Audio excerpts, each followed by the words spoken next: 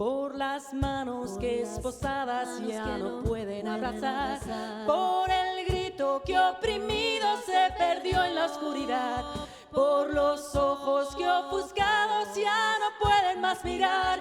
Ay, ay, ay, ay, ay,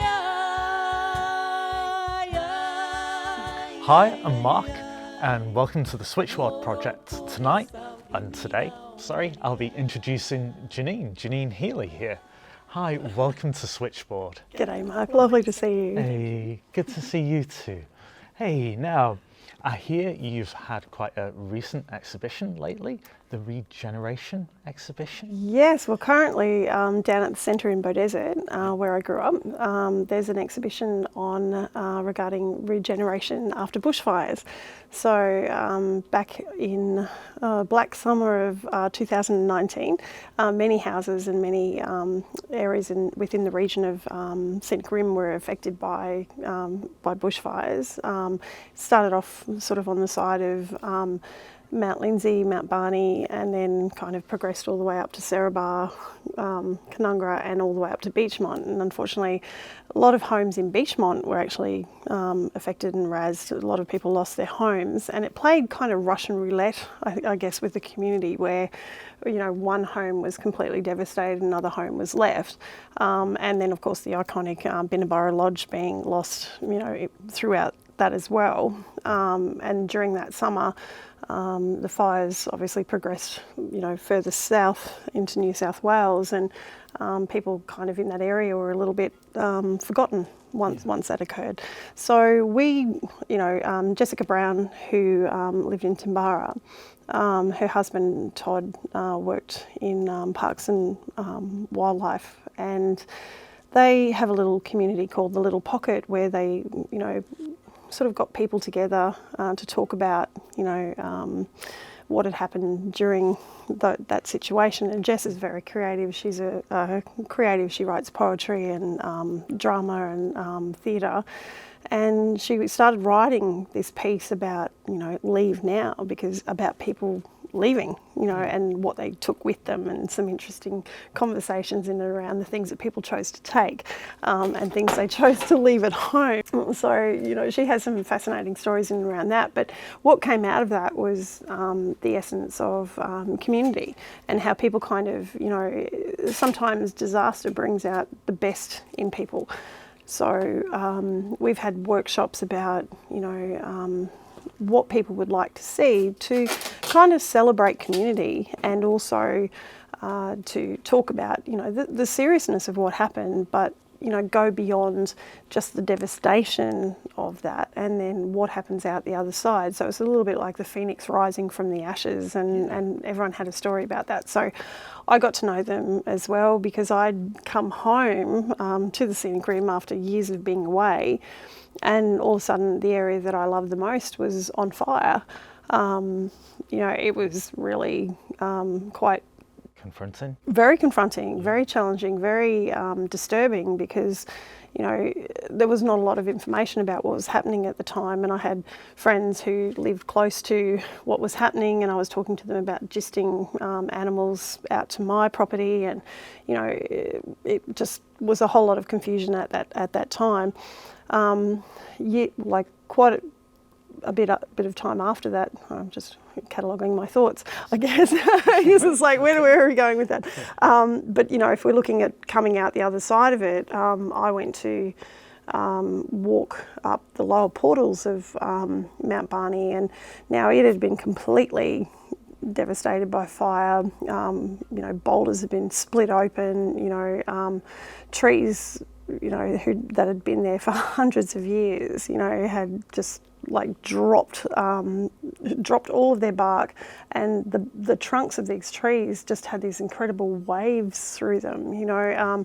And so I took all these photos because, you know, they had the bushfires, then there was a flood that went through there, and then, you know, with all the lockdowns, government imposed lockdowns, no one had been there. So, you know, for areas that people used to go through and, you know, explore, completely shut down. And so there were no paths to walk on, and all of these familiar tracks kind of had to start again. It looked like this really weird alien landscape. So that was sort of my perspective of it as well, and talking about, you know, sunsets during that time that were just red, you know, during the bushfires back then. And so it was sort of, you know, all of that, kind of accumulation of pieces. And and drawing on that basic experience, but also doing a lot of consultation with the community as well. Yeah, absolutely. I was really fascinated by people's stories, and I listened to a lot of people's stories, and I, you know, had run for council probably 6 months after that. So you know, you do hear a lot, and there was a lot of things I'd heard that, you know, people felt kind of lost, where not a lot was being done. And I wrote a poem called The Prophets of Profit and sent it to different levels of government, and they all loved it. They said, what a fantastic poem. I don't think any of them quite took it on board that it was actually a little bit about them. You know, they kind of thought it was about somebody else. But, you know, like with all regeneration projects, you hope that you plant a seed that kind of helps people think about where to from here. So if those things happen, what do you do next, you know? So we'll see, but it's been great. So it's on until the 22nd at the centre in the Scenic Rim. 22nd of October. So it literally backs onto our next exhibition, which is the 23rd of October. So it's back to back for me. It was like, wow, ooh, 3 in a row. 3 in a row. It's pretty intense. I mean, you've been an artist for such a long time, as well as many other things. But I was just wondering what keeps bringing you back to doing art?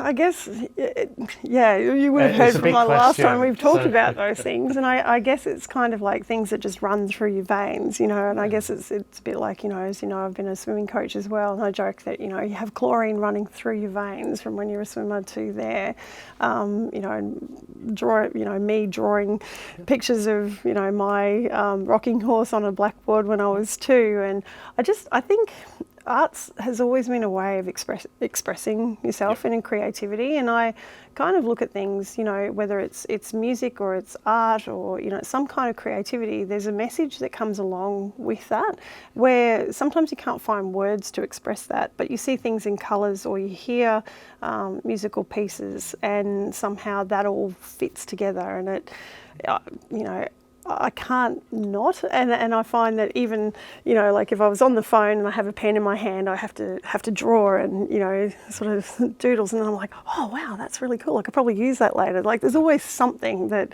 I see, and if I take a photograph of something that's, you know, it just inspires me, and I can't say where it comes from. I just know that that's part of who I am and how I am, and you know, I've learned to be very unapologetic about that over the years, where before I was probably a little bit kind of quiet about it, but now I'm like, no, that's how I see the world, and you know, I'm out there, and I'm really embracing that. You know, I guess maybe the older I get, the bolder I get, so I'm quite happy to do that, and it's been a lot of fun. Yeah, and I've noticed as well that like through your art, a lot of your art is about other people as well. Like for example, the last switchboard was putting on all the portraits. Yes. I really like people, and I'm really fascinated about their stories. So I've always been very intrigued about, you know, other people's stories, and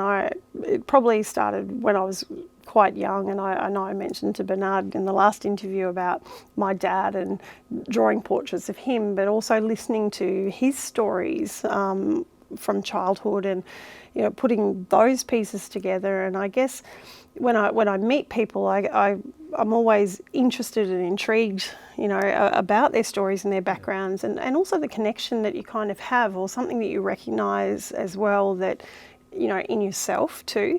When I do portraits of people, we mentioned before, you know, I get a little bit lost in the, you know, the making of that portrait and the feeling of the essence of that person. It may not, you know, end up looking like an exact replication of that person, and yet, you know, to me it's more about, you know, how that person is, like their energy, or, you know, the colours around that person, or how they present, you know. And so it doesn't have to be, you know, if I want to take a photograph of them, I take a photograph of them because, you know, that's, you know, what I see. But if I'm doing a portrait, it might end up not looking exactly like them. And there's a lot of progressive shots that happen as well. And I've learned to take photos of portraits as we go because, you know, especially when I did the one of my uncle and, you know, his experience in when he was killed in Korea, I got very emotionally attached to that piece, and it went through many different incantations along the way. Some are really, you know, I don't think I could show people because it was just very emotional and quite confronting, really confronting. And then you kind of drag it back and, you know, kind of, you know, end it where you feel is enough. You know, it's like enough. But you still also have that documentation, all those versions of it. Yeah. Which must be really wonderful to keep hold of, and it's only maybe the public one that you put out there. Yeah, that's true. And what I found too, like it's a good point when you talk about what the public think about things, is that often I'll just put a piece of work out there, but people I've found are very interested in the narrative. They want to know about the story, or they're interested in the progression. And I hadn't kind of, you know, like, to me that's been my journey, and I hadn't realised that other people were very interested in that whole process. You know, they're quite process driven, I guess, and I think it's been really lovely to be able to share often those things, because when you start to talk about it and why you did it a certain way, because I love how, you know, paint will move, you know, and you move your hand through it, or you rub it back and you work back, and it's like the material takes on its own personality.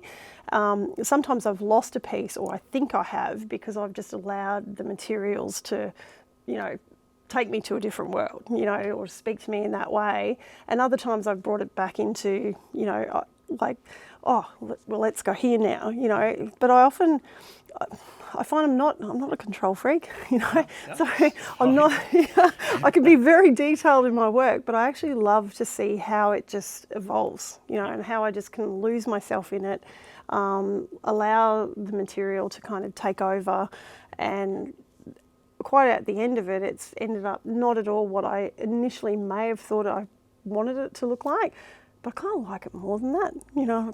You know, and like with the regeneration exhibition, I mean, you know, poured petrol on those things and allowed the flames to kind of, you know, create these beautiful channels of charred, you know, paint and, you know, plywood, and let it tell its own story, you know.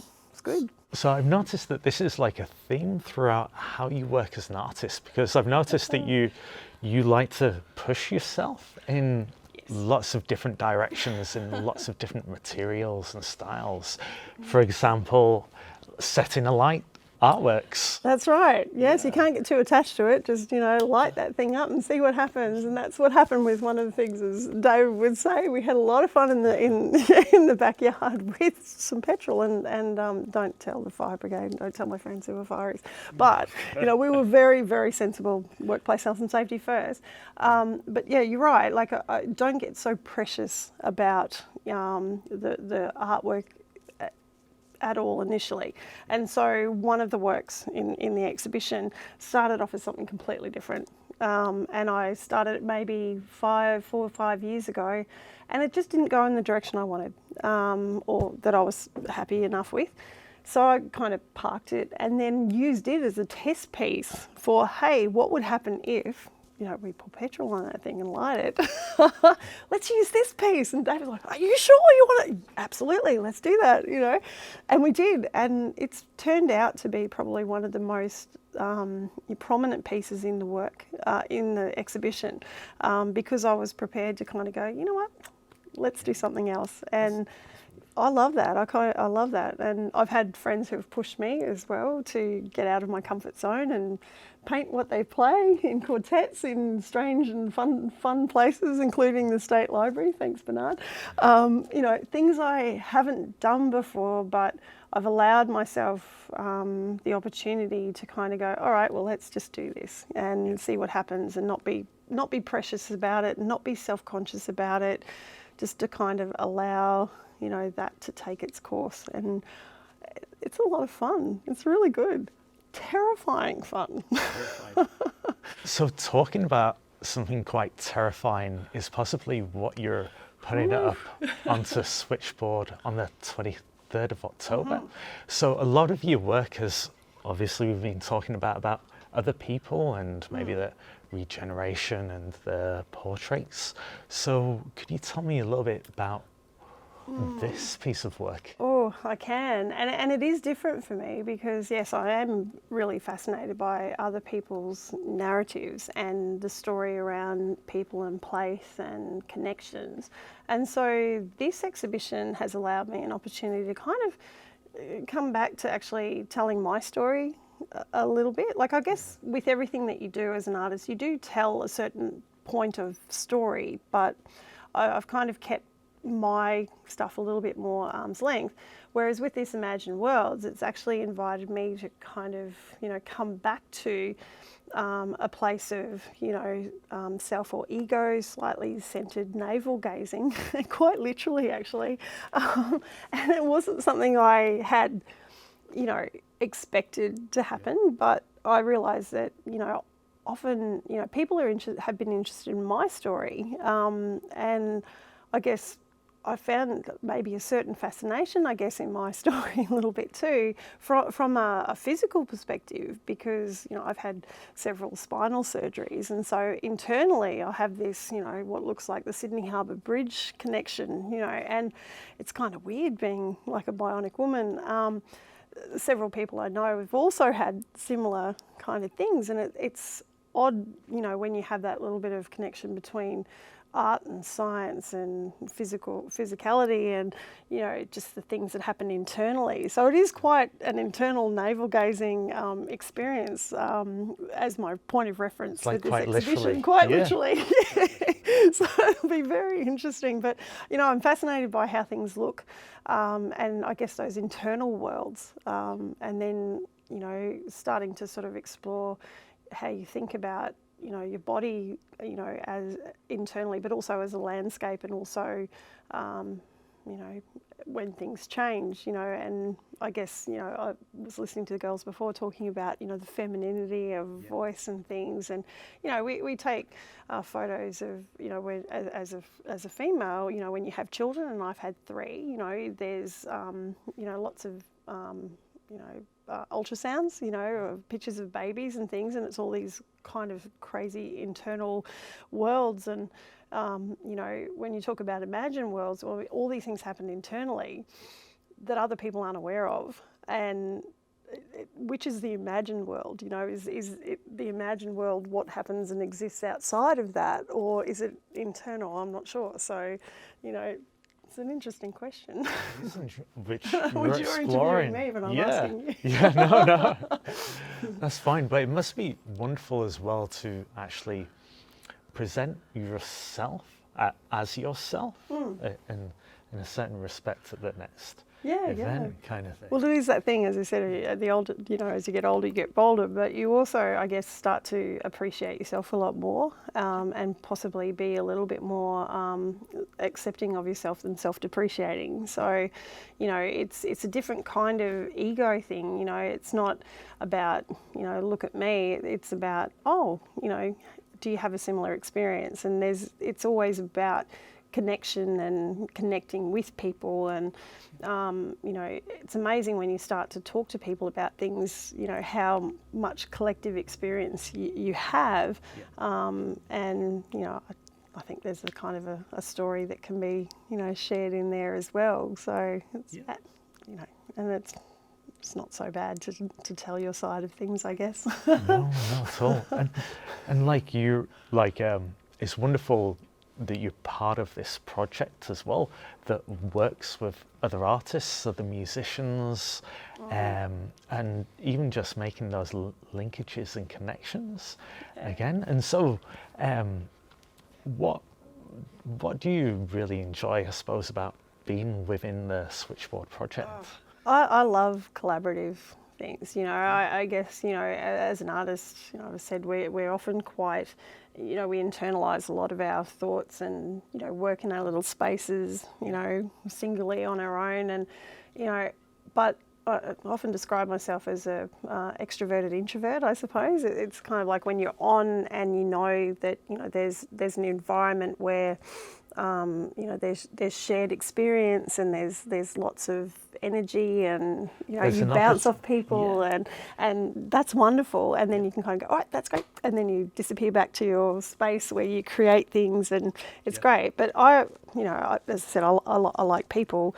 And so I do enjoy collaborating and sharing. And I think that's the great thing about Switchboard is that there's lots of like-minded people who do amazing creative things, independently, but come together as a collective and to be able to bounce off each other and and everyone's excited for everyone else's journey. I think that's the wonderful thing. It's not competition. It's actually the more people that are involved, that's the energy and the strength of the organisation. So it's great fun. And it's wonderful to take the opportunities to meet new people like yourself and yourself meet others and things like that. That's right. Well, that's how we met as well. It's great. We could talk all day, and we have before this interview. Because you just can. And it allows you to be also bold as well. I noticed that the Switchboard project it's not necessarily refined to a certain specific type of art or type of performance. It's quite welcoming to other bolder ideas. Well, that's right. It's quite interesting, and a little bit like, I suppose, my artistic journey is that, I've always been interested in other forms of art, so whether it's been printmaking, sculpture, painting, drawing, and then obviously my choir and music background as well, that there's some kind of synergy between all of that. And I think it's great when you put it all together. It's like this great big melting pot of, everyone's experiences. And we often have these overlapping, experiences together. And I think that's probably the thing. You find that, I guess, like attracts like, and, that doesn't mean sameness. It actually just means that, that you have a certain connection. So it's all about connection. And, I know that's what Switchboard does the best, is that literally that connection, exactly. Well, it's wonderful to have you, Janine, especially at the next event as well on the 23rd of October. And thank you so much for being part of the Switchboard. And really looking forward to your work and your own internal imagined worlds kind of thing. And it's going to be wonderful to see what you've come up with. It'll be great. Thanks, heaps, Mark. It's great chatting with you. Thank you. And that's a wrap. Thank you.